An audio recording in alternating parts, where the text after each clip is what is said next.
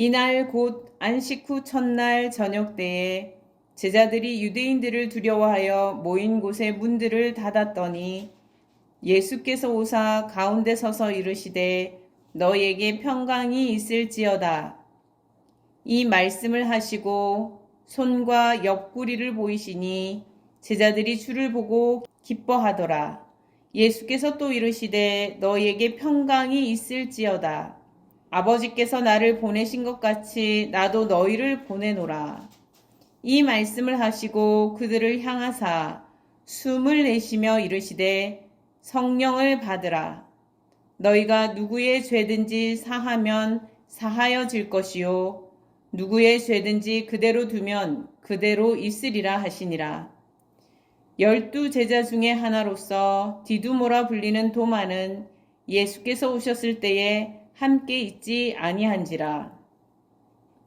다른 제자들이 그에게 이르되 우리가 주를 보았노라 하니 도마가 이르되 내가 그의 손에 못자국을 보며 내 손가락을 그 못자국에 넣으며 내 손을 그 옆구리에 넣어 보지 않고는 믿지 아니하겠노라 하니라. 여드레를 지나서 제자들이 다시 집 안에 있을 때에 도마도 함께 있고 문들이 닫혔는데 예수께서 오사 가운데 서서 이르시되 너에게 평강이 있을지어다 하시고 도마에게 이르시되 내 손가락을 이리 내밀어 내 손을 보고 내 손을 내밀어 내 옆구리에 넣어보라. 그리하여 믿음 없는 자가 되지 말고 믿는 자가 되라. 도마가 대답하여 이르되 나의 주님이시요 나의 하나님이시니이다. 예수께서 이르시되 너는 나를 본고로 믿느냐? 보지 못하고 믿는 자들은 복되도다 하시니라. 예수께서 제자들 앞에서 이 책에 기록되지 아니한 다른 표적도 많이 행하셨으나 오직 이것을 기록함은 너희로 예수께서 하나님의 아들 그리스도이심을 믿게 하려 함이라.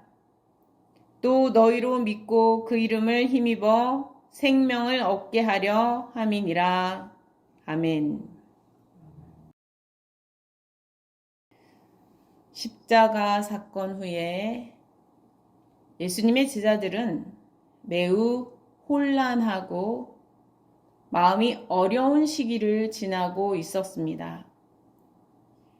하나님의 아들이시다 믿었던 예수 그리스도께서는 너무도 기가 막히게도 십자가에 못 박혀 돌아가셨기 때문입니다.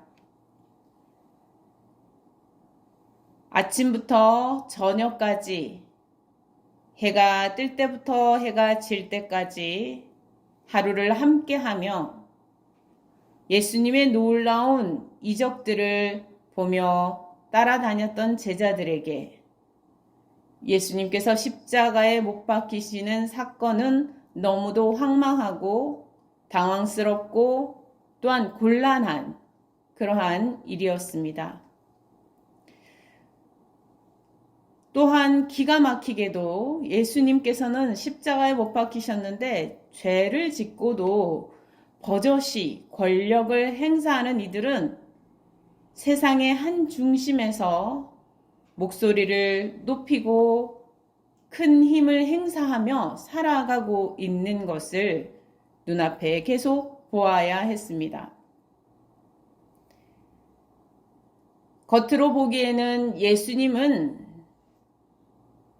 죄인이고 예수님은 진 것이고 예수님을 죽이려 했던 그래서 죽이게 된 이들은 승리자였고 그들은 의로운 사람이 되어 있었습니다.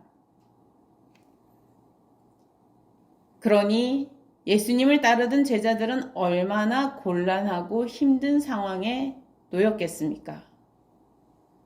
다 버리고 주님을 쫓았던 그 제자들이 이제 어디를 향하여 어떻게 가야 할지 알 수가 없는 것이었습니다.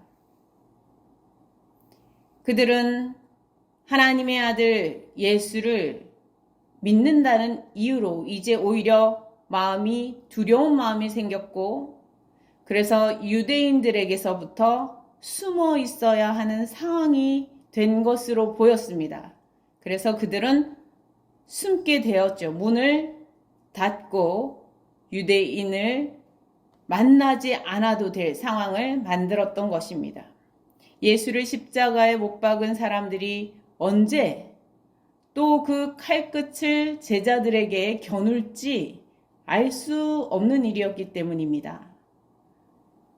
예수의 제자로 자청하는 날에는 언제 그 칼끝이 나를 향하여 겨눌지 알 수 없었기 때문입니다. 안식 후 첫날 새벽에 여인들이 제자들에게 예수께서 다시 살아나셨다라는 소식을 전해 주었지요. 제자들은 하지만 저녁 때가 되었는데 여전히 두려움에 쌓여 있는 것을 볼 수가 있습니다. 여인들이 전해준 소식을 통해서 예수의 부활을 온전히 믿고 실감하지 못하고 있었다고 볼 수 있겠죠. 주님께서 부활하신 날 그들은 문을 굳게 닫은 채 믿음이 흔들리고 믿음을 잃어버린 채 있었던 것입니다. 이미 예수님은 부활하셨는데도 말이지요. 주님께서 부활하신 이 날은 안식 후 첫날로 새로운 주간이 시작되는 그런 첫날이었습니다. 부활의 주님께서 여인들에게뿐 아니라 제자들에게도 찾아오신 날이었죠. 초대교회는 이 날을 기념하여서 주의 날, 주일로 부르며 함께 모여 성찬을 행하고 주의 죽으심과 부활을 기억하고 예배하는 날로 삼게 되었습니다. 이것이 오늘날 우리들이 주일에 예배하는 전통으로 자리 잡게 되었죠. 우리는 믿음의 선진들을 따라서, 믿음의 전통을 따라서 주일마다 힘써 모입니다. 예배하기 위해서 모이지요. 예수 그리스도의 부활을 기념하여 예수의 부활을 기억하고 또 전하기 위하여 모입니다. 부활하신 주님을 믿는 믿음을 증언하고 증거하기 위하여 모입니다. 주님께서 우리에게 베푸시는 은혜를 이 주일의 예배를 통해서 알아가게 되는 것입니다. 우리는 주님 앞에 가는 날까지, 우리가 이 세상에 인생을 마감하는 그날까지 주일이 되면 주의 부활하심을 기억하고 함께 믿음의 자리를 지켜가는 사람들이 되어야 할 것입니다. 그럴 때에 우리의 인생이 끝나고 주님 앞에 설 때에 주님을 마주하는 그 때에 주님께서 기뻐 칭찬하여 주시리라 믿습니다. 주님은 두려움에 휩싸여 있던 제자들에게 마음의 평화를 선물해 주셨지요. 평강과 평화는 하나님께서 주시는 복입니다. 민수기 24장에 여호와께서 내게 얼굴을 향하여 드사 평강 주시기를 원하노라. 축복하는 제사장적 기도가 있지요. 하나님께서 보내신 아들 예수 그리스도께서 오셔서 이 평강, 평화, 샬롬을 베풀어 주신 것입니다. 우리도 믿음의 사람이 되어 주님을 따르는 사람이 된다면 우리도 참된 이 평강, 평화, 샬롬을 베풀고 전하며 살아야 하겠습니다. 가는 곳마다 만나는 사람에게마다 평강을 주님께서 평강 주시기를 구하며 기도하며 나아가야 할 것입니다. 여러분이 보기 좋은 사람이든지 그렇지 못한 사람이든지 어떠한 사람을 만나더라도 여러분은 주의 사람으로 하나님의 사람으로서 평강과 평화와 샬롬을 비시면서 복을 비는 하나님의 복을 비시는 분들이 다 되시기를 바랍니다. 하나님께서 이 땅에 예수를 보내신 것처럼 우리를 또한 보내신다라고 말씀하셨습니다. 제자들을 보내시겠다고 말씀하셨죠. 제자들을 보내셔서 평강을 전하고 복음을 전하고 예수께서 보내심으로 하나님의 사랑과 긍휼과 자비를 전하는 것입니다. 하나님께서 제자들을 보내셨듯이 하나님께서 예수님을 보내셨듯이 예수님께서는 제자들을 보내셨습니다. 예수님께서는 우리들도 또한 보내시기 원하십니다.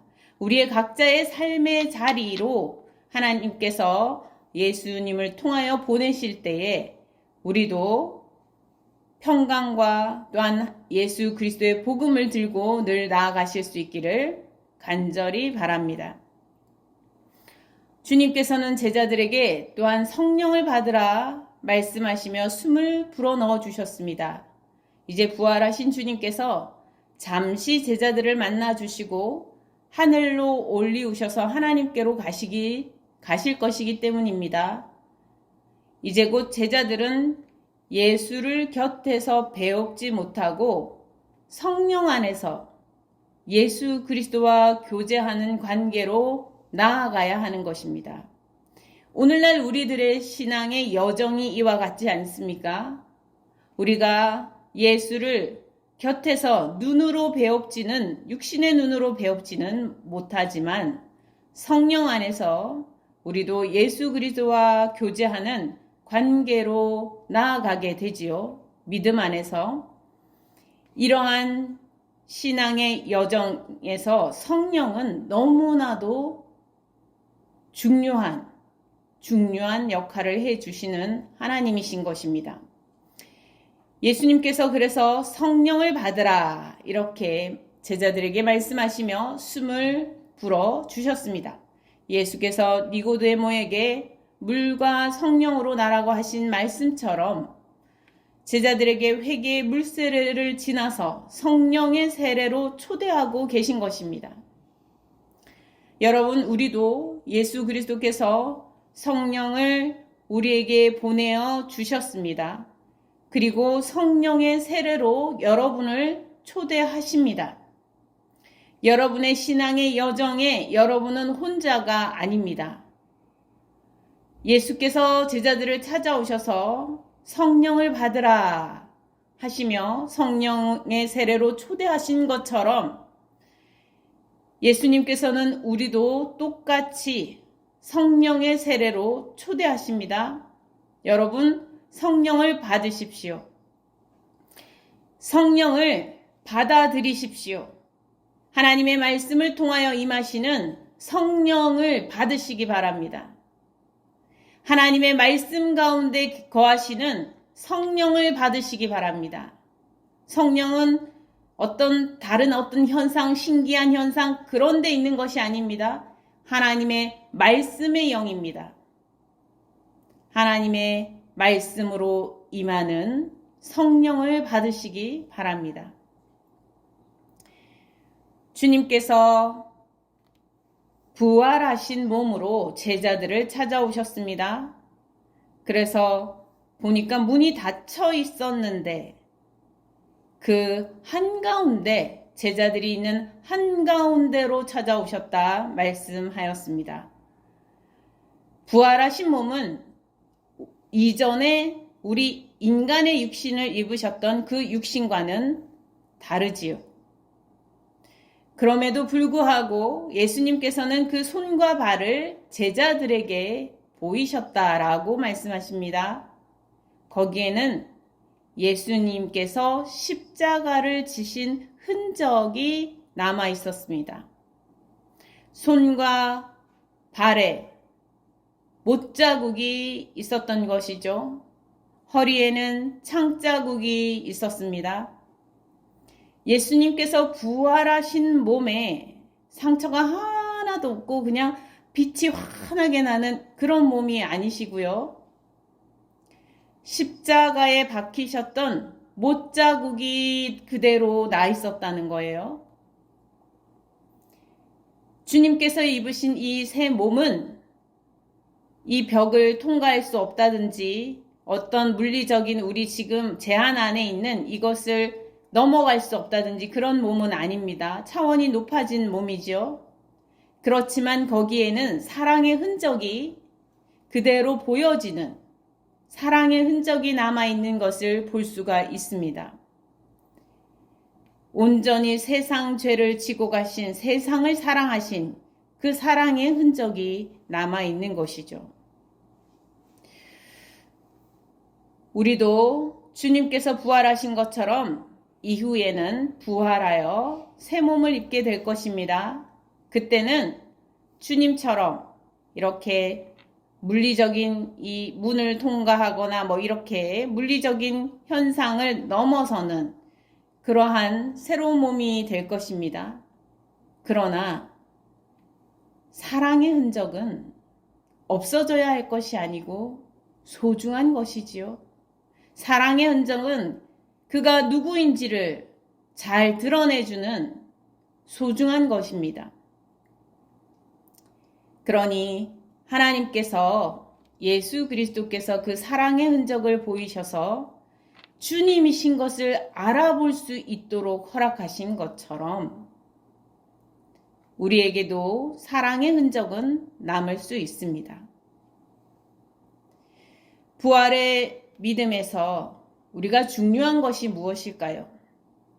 오늘 본문 말씀을 보니까 이전의 말씀과 이어서 부활의 사건에서 제일 먼저 무덤에 달려간 여인들, 그리고 예수님을 만났던 여인들, 또 오늘 제자들 중에서 예수님을 배우게 된 그 무리들, 그리고 그 이후에 뒤쪽에 보니까 다시 도마가 예수님을 뒤늦게 만나는 모습이 또한 나와 있습니다.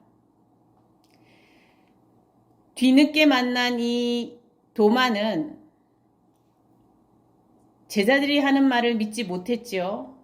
너희들이 그렇게 말해도 난 믿을 수가 없어. 너희들이 다 그렇게 말한다고 해도 나는 믿을 수가 없어. 나는 내가 납득이 돼야 믿을 수 있을 것 같아. 내가 납득하는 방법은 내가 손가락을 넣어보고 그 못자국과 그리고 창자국에 내 손가락을 넣어보고 나는 그렇게 확인하고 믿을 거야. 라고 말을 하죠. 그래서 주님께서는 이 도마, 디두모라고 하는 이 도마에게는 이 도마가 이해할 수 있는 방식으로 만나 주십니다. 주님께서 내 이놈, 믿음이 없는 놈 하고서 혼을 내시는 것이 아니라 이 도마에게마저도 너의 방식대로 나를 손가락을 넣어보고 믿어라 라고 믿음으로 초대하고 계시지요. 이렇게 지금 예수님, 부활하신 예수님을 만나는 여러 사람들의 모습들이 나와 있는데요. 그 모습들 가운데 누가 더 믿음이 좋고 누가 더 믿음이 나쁜가 우리가 생각하려고 할 수도 있습니다. 먼저 주님을 찾아간 사람들, 그 사람들이 더 1순위고 손가락을 넣어본 이 도마는 꼴찌고 우리는 믿음의 순위를 매기고자 하는 그러한 마음이 있을 수도 있습니다. 그러나 부활의 신앙, 부활의 주님을 믿는 믿음에서 중요한 것은 무엇입니까? 우리는 그 순위를 매기는 것이 중요한 것이 아니라 모두가 증언하고 있는 이 세 본문에서 다 증언하고 있는 예수께서 부활하신 것이 맞구나 라고 깨달았던 주님이 부활하신 사건 자체를 직면한 그 내용입니다. 이들은 주님이 부활하신 것을 믿지 못하였던 사람이었고 깨닫지 못하였던 이들이었는데 주님께서 만나 주심으로 그들이 부활하신 주님을 만나고 심지어 손으로 만지고 함으로써 주님이 확실하게 부활하셨다는 것을 확인하고 깨달았던 그런 사람들이라는 것이죠. 제자들이었다는 것입니다. 믿음의 사람들이었다는 것입니다. 우리는 부활의 주님을 믿는 믿음을 생각할 때에 부활하신 주님의 초점을 맞추어야겠습니다. 부활하신 주님께서 부활하셨다는 그리고 찾아오셨다는 그 사실 자체에 우리의 믿음이 근거해야겠습니다. 너의 믿음이 더 크고 나의 믿음은 작고 이런 것에 초점을 맞추기보다 예수님의 제자들이 예수님이 십자가를 지시기 전에 그런 초점을 가지고 바라보기도 했지 않습니까?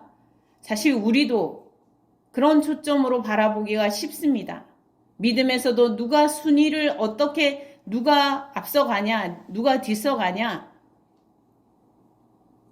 그것보다 주님이 부활하셨다는 그 자체를 온전히 믿는 자가 되는 것, 주님이 부활하신 것이 확실하다는 것, 그 사실에 우리의 믿음에 근거를 두어야 한다는 것이 우리의 믿음의 초점이 되어야 할 것이라는 것입니다.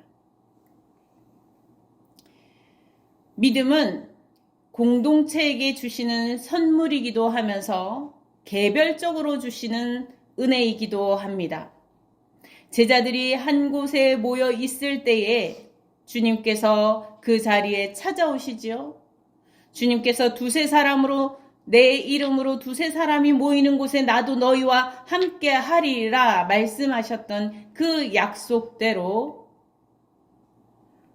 믿음은 공동체에게 주시는 은혜입니다. 공동체 가운데 주님께서 찾아오시고 역사하여 주시고 함께하여 주시는 그러한 은혜가 있습니다. 그럼에도 불구하고 개별적으로 나 개인이 주님을 믿어야 하는 개별적인 은혜가 반드시 필요하다는 거예요. 내가 주님을 나의 주님이요 나의 하나님으로 고백하는 믿음의 신앙이 반드시 필요하다는 것입니다. 도마는 비록 손으로 만져보고 그렇게 하라고 하시는 주님을 만나고서야 주님을 믿는다, 부활하신 주님을 믿는다라고 고백할 수 있게 되긴 하였지만 그의 고백에는 나의 주님, 나의 하나님 이라는 고백이 담겨 있었습니다. 여러분, 이 고백은 우리 모두에게 필요한 고백입니다. 주님을 향하여 나의 주님, 나의 하나님이라고 고백해야 하는 그 고백이 도마에게서 끝나는 것이 아니라 우리에게도 있어야 한다는 것입니다. 그래서 오늘 이 본문을 성경에 기록하여 주고 있습니다. 우리의 믿음은 보지 않으면 믿지 못하고 직접 듣지 않으면 믿지 못하는 연약한 믿음을 가지고 있습니다. 십자가를 져야 하는 어려운 일이 닥치면 쉽게 흔들려 버리는 믿음을 가지고 있습니다. 그럼에도 불구하고 부활의 주님께서 우리를 다시 만나 주신다는 거예요.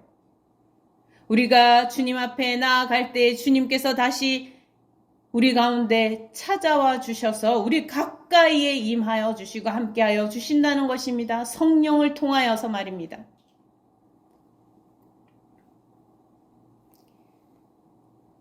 다윗이 주님을 주님을 뵀다고 그렇게 기록하고 있습니다. 다윗이 나의 주님을 뵀다고 그렇게 기록하고 있죠. 이 다윗이 주님을 뵐 때 기뻐하고 즐거워하고 행복해하고 막 그런 모습들이 기록되어 있습니다. 부활의 주님을 만나는 것은 우리 인생의 가장 큰 기쁨을 선사받는 그러한 때입니다. 우리가 생명이 이렇게 막 움트고 꽃이 피고 이러면 기쁘잖아요. 왜 기쁜지 모르겠어요. 근데 꽃이 막 허드레지게 피면은 그것만 바라보기만 해도 기쁘죠. 생명이 막 움트오르고 막 이렇게 피어나면 막 기운이 솟고 행복해지는 것 같지 않습니까? 그런데 부활의 주님, 생명 그 자체가 되시는 나는 부활이요 생명이요 라고 말씀하신 부활의 주님을 만날 때에는 더욱더 큰 기쁨을 선사받게 되는 것입니다. 주님께서는 우리가 주님을 의심하고 배반하고 그렇게 하는 과정들을 다 아시고 보시고 하셔도 다시 찾아오십니다. 우리를 용서하시고 또 찾아오십니다. 우리는 주님을 버리고 우리는 주님을 등지고 우리는 주님을 떠나려 하였을 때에도 주님은 우리를 버리시지 않으십니다. 부활의 주님께서는 요동치 않으십니다. 우리는 흔들리고 우리는 넘어지고 엎어지고 우리는 깨지고 그러는데 주님께서는 흔들리시지 않습니다. 그러니 우리는 주님을 붙들어야겠습니다. 연약한 내 믿음이 어떤지, 내 믿음이 대단한 것인지 그런 것에 관심을 가지기보다 주님을 붙드실 수 있기를 바랍니다. 부활하신 주님, 굳세게 우리를 붙들어 주시는 주님, 주님을 붙드시기 바랍니다. 그래서 우리의 믿음이 어제보다 오늘이 더 견고해지는 삶이 된다면 주님께서 칭찬하실 것입니다. 주님께서는 도마에게 말씀하시지요. 너는 보고서 믿느냐? 보지 않고 믿는 자들이 더 복되다. 이렇게 말씀하여 주십니다. 성경은 우리에게 믿음의 복에 대해서 말하여 주시는데요. 믿는 자에게 복이 있다. 믿는 자에게 하늘의 복이 있다. 라고 말씀하여 주십니다. 그 복이 우리가 구해야 할 복이라는 것을 성경은 끊임없이 우리에게 가르쳐 줍니다. 믿음의 복. 다 잃어버리더라도 믿음을 가졌을 때에 하나님께서는 그 믿음을 칭찬하여 주시고 잃어버린 모든 것을 다 갚아주시는 것이 욥기의 내용이지 않습니까? 믿음의 복이 얼마나 놀라운 것인지 우리가 이 믿음을 택하는 사람들이 되어야겠습니다. 보지 못하였어도 믿는다면 큰 복이 있다는 것입니다. 여러분 믿음을 택하시기 바랍니다. 이 믿음은 연습해야 됩니다. 훈련해야 됩니다. 그냥 늘 믿음이 자동으로 나는 이전에 믿음이 괜찮았어. 난 평생 믿음이 괜찮을 거야. 그런 게 없습니다. 우리의 믿음은 연약해요. 부족해요. 베드로 보십시오. 제가 절대 주님을 부인하지 않을 것입니다. 라고 죽기까지 주님을 부인하지 않겠습니다. 라고 장담한다고 하여서 그렇게 할 수 있는 게 아니지 않습니까? 넘어질 수도 있습니다. 엎어질 수도 있습니다. 깨질 수도 있습니다. 그러나 다시 주님이 찾아오시고 주님이 부르실 때에 주님께 응답하는 것이 소중한 것입니다. 다시 일어서는 것이 중요하죠. 믿음의 연습, 믿음의 훈련. 그래서 마치 정금과 같이 단련되어, 아니 정금보다 더 빛나게 단련되는 그런 믿음을 소유한 사람이 되어서 주님께서 오실 때에 찬란한 영광을 금보다 더 빛나는 영광을 누리게 될 것이라고 주님 말씀하여 주십니다. 이 모든 과정에서 우리를 돕는 분이 계시죠. 주님께서 성령을 보내주셔서 우리를 도우십니다. 우리가 우리의 노력과 열정으로만 한다면 우리는 다시 일어나지 못할 수도 있어요. 그렇지만 성령께서 도우십니다. 성령께서 손을 잡아 일으켜 주십니다. 말씀을 사랑하고 주님을 사랑하고 하나님을 사랑하기로 결단하며 나아가는 이들에게 성령께서 찾아오셔서 모든 시련 가운데서 도우시고 함께 하실 것입니다.